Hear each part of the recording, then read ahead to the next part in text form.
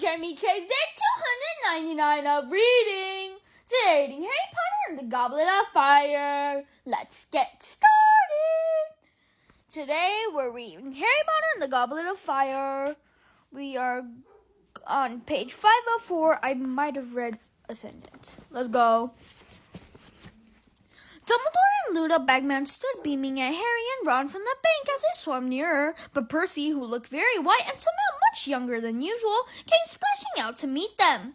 Meanwhile, Madame Maxime was trying to restrain Fleur Delacour, who was quite hysterical, finding tooth and nail to return to the water. Gabriel! Gabriel! Is she alive? Is she hurt? She's fine, Harry tried to tell her, but he was so exhausted he could hardly talk, let alone shout. Percy seized Ron and dragged him back to the bank. Girl, Percy, I'm all right.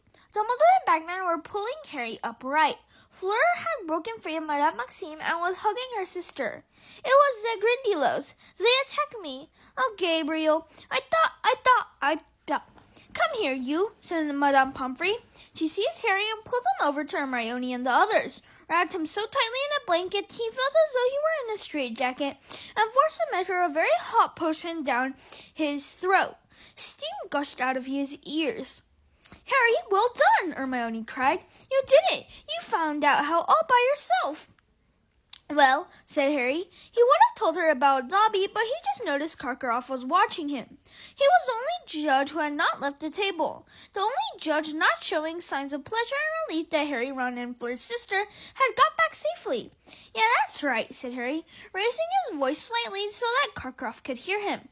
You have a water beetle in your hair, Ninny, Crumb said. Harry had the impression that Crumb was drawing her attention back onto himself, perhaps to remind her that he had just rescued her from the lake. But Hermione brushed away the beetle impatiently and said, You're well outside the time limit, though. Harry, did it take you ages to find us? No, I found you okay.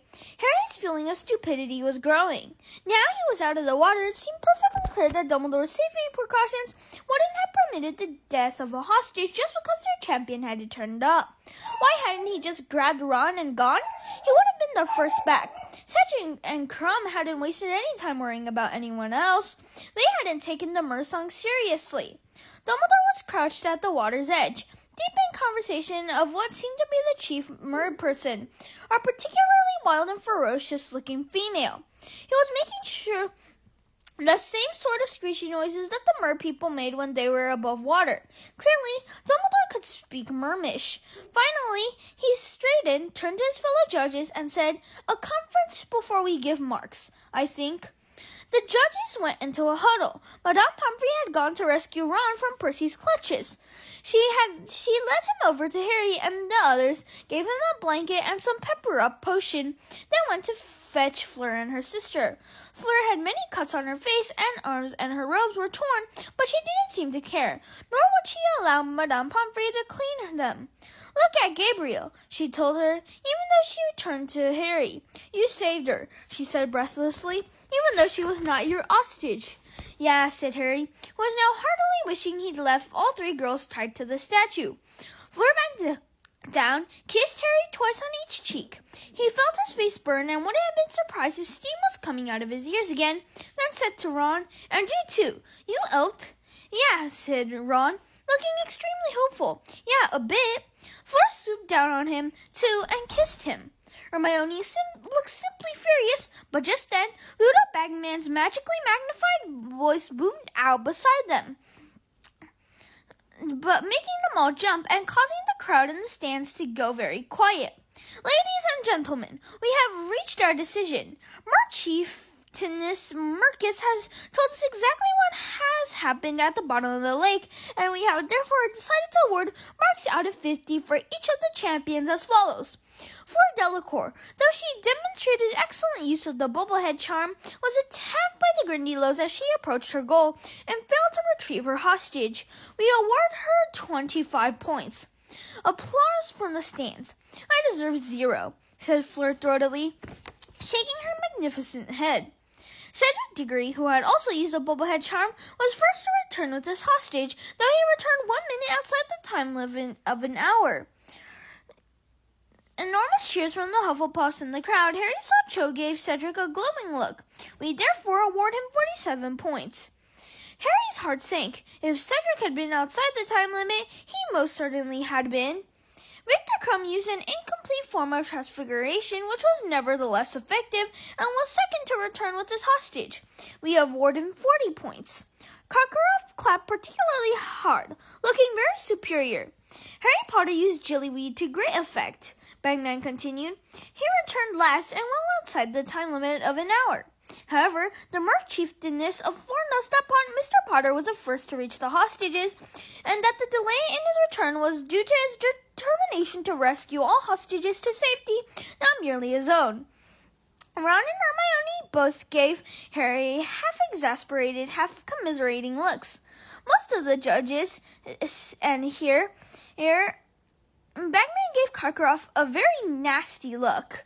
Feel that this shows moral fiber and merits full mark. However, Mr. Potter's score is 45 points. Harry's stomach leapt. He was now tying for the first place with Cedric. Ron and Hermione, caught by surprise, stared at Harry, then laughed and started applauding hard with the rest of the crowd. "There you go, Harry," Ron shouted over the noise. "You weren't being thick after all. You were showing moral fiber." Fleur was clapping very hard too, but Crumb didn't look happy at all. He attempted to engage Hermione in conversation again, but she was too busy cheering Harry to listen. A third and final task will take place at dusk on the 24th of June, continued Bagman. The champions will be notified of what is coming precisely 1 month beforehand. Thank you for all your support of the champions. It was over, Harry thought dazedly, as Madame Pomfrey began herding the champions and hostages back to the castle to get into dry clothes. It was over. He had got through. He didn't have to worry about anything now until June the 24th. Next time he was in Hogsmeade, Harry decided as he walked up the stone steps in the castle, he was going to buy Dobby a pair of socks for every day of the year. Chapter 27, Padfoot Returns. One of the best things about the aftermath of the second task was that everyone was very keen to hear the details of what had happened down in the lake, which meant that Ron was getting to share Harry's limelight for once. Harry noticed that Ron's version of events changed subtly with every retelling. At first, he gave what seemed to be the truth. It tallied with the Hermione story anyway. Dumbledore had put all the hostages into a bewitched sleep in Professor McGonagall's office, first assuring them that they would be quite safe and would awake when they were back above the water. 1 week later, however, Ron was telling a thrilling tale of kidnapping in which he struggled single-handedly against 50 heavily armed merpeople who had to beat him into submission before tying him up. "But I had my wand hidden up my sleeve," he assured Padma Patil, who had seemed to be a lot keener around now that he was getting so much attention and was making a point of talking to him. Every time they passed in the corridors, "I could have taken those Meridians any time I wanted." "What were you going to do? Snore at them?" said Hermione waspishly. People had been teasing her so much about being the thing that Victor Crumb would miss the most that she was in a rather touchy mood.